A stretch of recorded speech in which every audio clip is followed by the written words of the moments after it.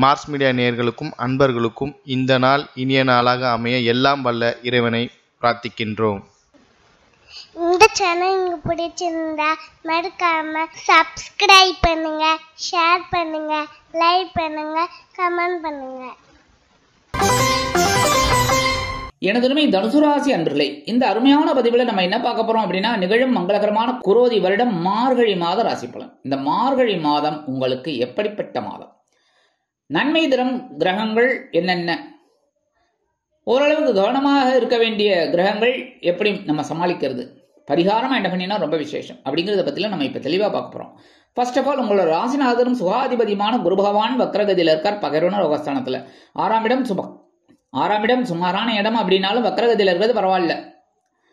ஆனா என்ன, கடன் வாங்குறத தவிர்க்கணும். அனாவசியமான கடன், சரியா? அவசியமான கடன் வேற வழியே கிடையாது. கைக்கு மீறி வாங்காதீங்க. அடுத்தபடியாக உடல் ஆரோக்கியம் ஓரளவுக்கு சிறப்பாக இருக்கும்னாலும் உணவு கட்டுப்பாடு எடுத்துக்கிறது நல்லது. உத்தியோகத்தில் கவனமாக இருப்பேள், அதுக்குண்டான உயர்வுகள் உங்களுக்கு வந்து சேரும், சரியா? இந்த குரு பகவான் பார்வைன்னு பார்த்தீங்கன்னா 5ஆம் வரை உங்கள் ஜீவனஸ்தானத்தை பார்க்குறார். ஜீவனம் விருத்தி அடையும் உத்தியோகத்தில், தொழில் வியாபாரத்தில் தான். அடுத்தபடியா உங்களுடைய விரயஸ்தானத்தை பார்க்குற 7ஆம் வரை செலவுகள் வந்த வண்ணமாகவே இருக்கும். ஏதாவது ஒன்று மாற்றி ஒன்று என்னையா இது அப்படிங்கிற மாதிரி இருக்கும். ஆனால் 9ஆம் வரை உங்களுடைய தனவாக்கு குடும்பத்தான 2ஆம் இடத்தை பார்க்குறாரு. சமாளி ஆடி தூள் கலைப்பு போயிட்டு இருப்பீங்க. வருமானம் வந்து சேரும். செலவுகளுக்கேற்ற ஒரு வருமானம் உங்களுக்கு வரும்.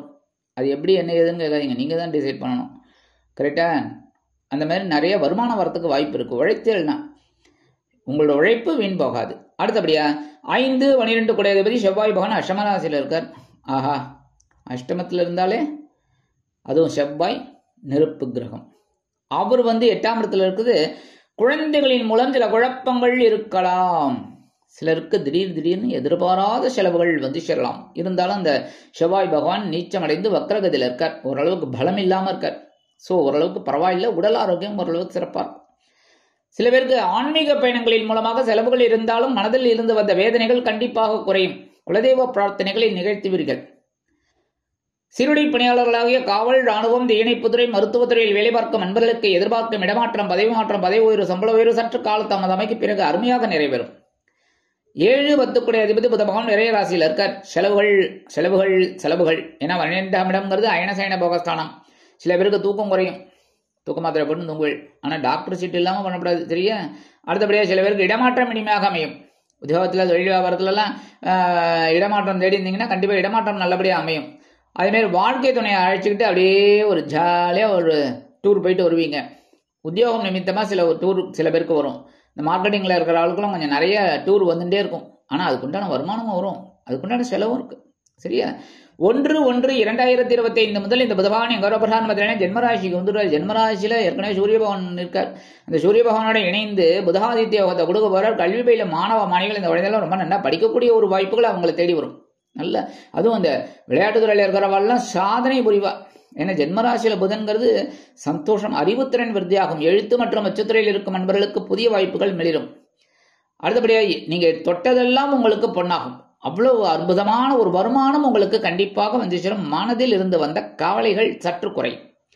அடுத்தபடியாக பாக்யாதிபதி இவர் தான் உங்களுக்கு 9ஆம் இடத்து அதிபதி சூரிய பகவான். எங்க இருக்காருன்னு பார்த்தீங்கன்னா ஜென்மராசியில் இருக்கிற. உடல் ஆரோக்கியத்தில் கவனமாக இருக்கணும், சரியா? அதேமாரி ஞாயிற்றுக்கிழமை சூரிய வழிபாடு கண்டிப்பாக பண்ணணும். தினந்தோறும் பண்ணுறது ரொம்ப விசேஷம். ஞாயிற்றுக்கிழமை பர்டிகுலராக ஆதித்ய கிரதம் சொல்லி வழிபாடு பண்ணுங்க. மனசில் இருந்த கவலைகள் கண்டிப்பாக குறையும். உடல் ஆரோக்கியம் சிறப்படையும். சில பேருக்கு முன்கோபம் அதிகமாகும். தொட்டதுக்கெல்லாம் ஏதாவது ஒன்றுனா உடனே டென்ஷன் ஆகும். அதெல்லாம் கொஞ்சம் அவாய்ட் பண்ணணும். அதேமாதிரி மூத்த வயதை சேர்ந்தவர்கள் கொஞ்சம் உடல் ஆரோக்கியத்தில் கவனமாக இருக்கணும். என்னென்னா ஒன்றும் இல்லை, சாப்பாடு விஷயம், சாப்பிட்டுட்டு இருக்கீங்க, சாதம் வச்சுட்டாங்க, அடுத்து இந்த சாம்பார் எடுத்துகிட்டு வரத்துக்கு கொஞ்சம் லேட்டாக ஆகுது, உடனே கத்தப்படாது. என்ன இவ்வளோ நேரம் ஆகிடுது அப்படின்னு கத்தப்படாது.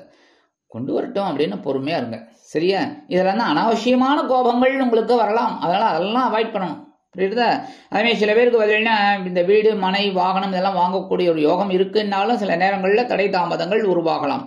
தந்தையாரோட உடல் ஆரோக்கியத்தில் கொஞ்சம் கவனமாக இருங்கோ, சரியா? அதெல்லாம் ரொம்ப, ஏன்னா பாக்யாதிபதி 9ஆம் இடத்து அதிபதினாலே கொஞ்சம் தந்தையாரோட உடல் ஆரோக்கியத்தில் கொஞ்சம் கவனமாக இருக்கிறது ரொம்ப நல்லது. அடுத்தபடியாக 6, 11 கூடிய அதிபதி சுக்கிர பகவான். இந்த சுக்கிர பகவான் எங்க இருக்காருன்னு பார்த்தீங்கன்னா 2ஆம் இடமாகிய தனவாக்கு குடும்பஸ்தானத்தில் இருக்கார். தனவரவு ஓரளவுக்கு வந்துகிட்டே இருக்கும், புரியுதா? கடன் இருந்தாலும் கடனை அடைக்கக்கூடிய ஒரு வருமானம் உங்களுக்கு வரும். அதேமாதிரி சில பேருக்கு லாபங்கள் வந்து சேரலாம் தொழில் வியாபாரத்தில். உத்தியோகத்தில் நீங்கள் எதிர்பார்க்குற அந்த பதவி உயர்வு, சம்பள உயர்வு இதெல்லாம் வரத்துக்கு வாய்ப்புகள் நிறையா இருக்குங்க. ஒரு பதவி உயர்வு வந்தாலே சம்பள உயர்வு ஆட்டோமேட்டிக்காக ஆகிடும். இன்க்ரிமெண்ட் போட்டு தானே பதவியை கொடுப்பாங்க எக்ஸ்ட்ரா, கரெக்டாக? அதனால் கண்டிப்பாக அதெல்லாம் ஒரு பெரிய பாக்கியம். பொருளாதார நிலை உயரும். 30/12/2024 முதல் இந்த சுக்கிரன் எங்கே வரப்போறான்னு பார்த்தீங்கன்னா சகாயசனாகி 3ஆம் இடத்துக்கு வந்துடும். 3ஆம் இடத்துக்கு வந்தோன்னா அடி தோல் கிளப்ப போறீங்க. தைரியம் அதிகமாகும், வீரியம் அதிகமாகும், உத்வேகம் அதிகமாகும். நீங்கள் எடுக்கிற காரியங்கள்லாம் சிறப்பாக அமையும். உடன்பிறப்புகள் அனுகூலமாக இருப்பார்கள். மனதில் இருந்து வந்த கஷ்டங்கள் கொஞ்சம் குறையும். பொழுதுபோக்கு அம்சங்களில் நாட்டம் அதிகரிக்கும். மனசு சுத்தமாக ஃப்ரீயாக இருந்தால் தாங்க பொழுதுபோக்குக்கே இடம், கரெக்டாக? பொழுதுபோக்கு அப்படின்னாலே என்ன, ஜாலியாக இருக்கணும் அப்படிங்கிறதுக்கு தான் நம்ம பொழுதையே போக்குறோம். அப்படி இருக்கும்போது அந்த பொழுது போகணும் அப்படிங்கிறதுக்கு தான் ஜாலியாக இருக்கும். அங்கே போய் கவலையோடு உட்காந்துருந்தா, நம்ம கவலையை உட்காந்துட்டு அழுதுட்டு உட்காந்துருந்தா, தேட்டர்லேயே அழுதுட்டு இருப்பாங்க, நம்மளும் உட்காந்து அழுதுட்டு இருக்கணும். சரியா? இப்போ வர்ற படம்லாம் ரொம்ப அழுகாக கிடையாது, இருந்தாலும் சொல்கிறேன். சரியா? அதனால அந்த கஷ்டங்கள்லாம் குறையும். பொழுதுபோக்கு அம்சங்களில் உங்களுக்கு நாட்டம் அதிகமாக இருக்கும். உறவுகள் அனுகூலமாக இருப்பார்கள். அரசியல்வாதிகளுக்கெல்லாம் அற்புதமான ஒரு காலகட்டம். 2, 3 கூடியதிபதி சனீஸ்வரன் 3ஆம் இடத்துல இருக்கிறது ரொம்ப விசேஷம். சகாயாதிபதி சகாயஸ்தானத்தில் இருக்கிறது விசேஷம். ஆனால் ஒரு பலனும் இல்லை, கரெக்டாக? இந்த 3ஆம் இடத்துக்கு அவர் வந்ததுலேருந்தே பெரிய நன்மைகள்னு சொல்ல முடியாது, கரெக்டாக?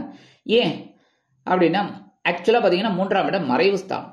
3, 6, 8, 12. அந்த 3ஆம் இடம் மறைவில் இருக்கும்போது அந்த சனீஸ்வர பகவான் என்னத்தை கொடுப்பார்?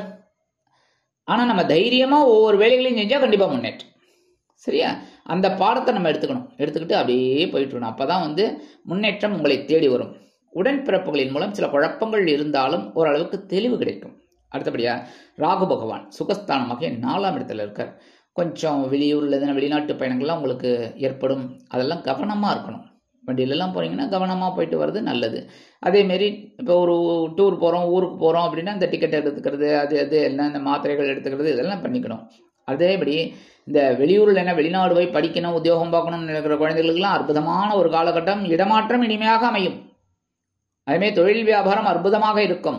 கடுமையாக பாடுபட்டீர்கள் என்றால் கண்டிப்பாக சுகங்கள் உங்களை தேடி வரும். இவர் கொஞ்சம் அப்படி நிறுத்தி கொடுப்பார். அதனால சுகங்கள் வரணும் அப்படின்னா நம்ம கடுமையாக பாடுபடணும். கண்டிப்பாக கிடைக்கும், பிரம்மாண்டமாக கிடைக்கும். அடுத்தபடியாக பொன்பொருள் ஆடை ஆபரண சேர்க்கை உண்டாகலாம். கேது பகவான் ஞானக்காரகன் ஜீவனஸ்தானத்தில் இருக்கார். ஜீவனத்தில் உங்களுக்கு ஒரு சில குழப்பங்களை கொடுப்பார். எதனால? தெளிவை கொடுக்கறதுக்காக. எப்போவுமே கேது பகவான் அப்படிதான், ஒரு தெளிவை கொடுக்கணும். அப்போ ஒரு சிரமத்தை கொடுக்கும்போது ஒரு வேலை பளு அதிகமாகலாம். ஆனால் அந்த வேலையை நீங்கள் அற்புதமாக செய்யறதுனால உயர்வுகள். அதுமாதிரி தொழில் வியாபாரத்தில் இப்போ எப்படி அப்படின்னா வாடிக்கையாளர்கள் வந்த வண்ணமாகவே இருப்பார்கள். அப்போ நீங்கள் சாப்பிட்ற நேரம் கட் ஆகும். இப்போ சாதாரணமாக ஒரு 2 மணிக்கு சாப்பிட்றீங்க மத்தியானம் அப்படின்னா சாப்பிட முடியாது. 3 மணிக்கு சாப்பிட்ற மாதிரி இருக்கும், இல்லை 4 மணிக்கு சாப்பிட்ற மாதிரி இருக்கும். அந்த நேரத்தில் நீங்கள் என்ன பண்ணணும்னா அங்கே தான் ஞானத்தை கொண்டு வரணும். ஞானக்காரகன் ஞானத்தை கொடுப்பார். என்னென்னா இதெல்லாம் கொஞ்சம் அப்படி யாரையாவது பார்த்துக்க சொல்லிட்டு ஒரு 10 மினிட்ஸ் 15 மினிட்ஸ் போய் சாப்பிட்டு ஓடி வந்துடணும். சரியா? ஒரு 10 நிமிஷம் 15 நிமிஷம் அப்படியே விட்டுட்டு போய் யாராவது பார்த்துக்க சொல்லிட்டு கடன்னு போய் லஞ்சை முடிச்சுட்டு ஓடி வந்துடணும். அதுதான் எந்த இடத்துல ஞானத்தை நம்ம தான் கொண்டு வரணும். ஸோ இந்த மாதிரி பண்ணினாலே விசேஷமான பலன்கள் உங்களுக்கு கண்டிப்பாக கிடைக்கும். சரி, பரிகாரமாக என்ன பண்ணினா ரொம்ப விசேஷம்? முருகப்பெருமான் வழிபாடு கண்டிப்பாக பண்ணணும். ஏன்னா செவ்வாய் பகவான் நீச்சமடைந்து வக்ரகதியில் இருக்கார்.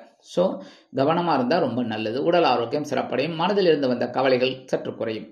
சரியா? என்ன பண்ணணும்? பக்கத்தில் இருக்கிற முருகன் சன்னதிக்கு போயிட்டு முருகப்பெருமானுக்கு செவ்வாழை மாலை கொண்டு நெய் தீபம் ஏற்றி கந்தசஷ்டி கவசம் பாராயணம் செய்து வழிபட்டு வாருங்கள். கண்டிப்பாக நன்மைகள் உங்களுக்கு உண்டாகும். அடுத்தபடியாக குருபகவான் வழிபாடு. வியாழக்கிழமை நெய் தீபம் ஏற்றி உத்திரகாரகன் என்று அழைக்கப்படக்கூடிய தனகாரகன் குரு பகவானை நீங்கள் வழிபாடு பண்ணுங்க. குரு பகவான் காயத்ரி சொல்லி. சரியா? உங்கள் ராசிநாதன். ஸோ இந்த ராசிநாதன் உங்களுக்கு பகைரோன ரோகஸ்தானத்தில் இருந்துட்டு சில நன்மைகளை கண்டிப்பாக செய்வார். அடுத்தபடியாக சூரிய வழிபாடு. ஏற்கனவே நான் சொன்னேன்னா சூரிய வழிபாடு தினந்தோறும் பண்ணணும். ஞாயிற்றுக்கிழமை இன்னும் ஸ்பெஷலாக பண்ணணும்.